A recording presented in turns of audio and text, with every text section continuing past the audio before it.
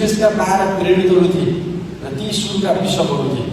तर त्यहाँ चाहिँ चर्चको नेतृत्व गर्ने जिम्मेवारी परमेश्वरले याजकहरूलाई, बिशपहरूलाई, पुरुषहरूलाई दिए। यसको अर्थ दिदीबहिनीको स्थान कम हो, दिदीबहिनीलाई परमेश्वरले तल स्थानमा राख्नुभएको होइन।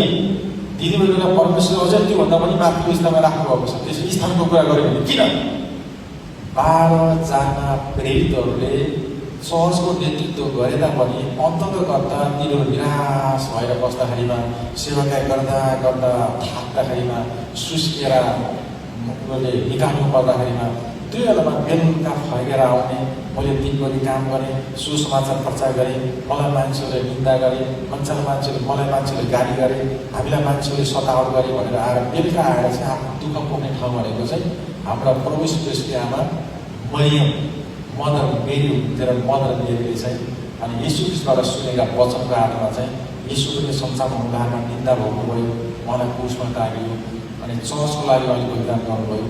यस्तो दुःखहरू हाम्रो जीवनको भएको आउँछ। तिमी यसरी सेवा गर्नुपर्छ अनि यसरी प्रार्थना गर्नुपर्छ। तिम्रो लागि प्रभु यीशुले अहिले पनि प्रार्थना गरिराख्नु भएको छ र उहाँले निरन्तर हाम्रो लागि प्रार्थना गर्नुभएको छ भनेर ती 12 जना बिशपहरूलाई, ती 12 जना प्रेरितहरूलाई उत्साहित तुल्याउने काम चाहिँ फेरि आमा मरियमले गर्छ।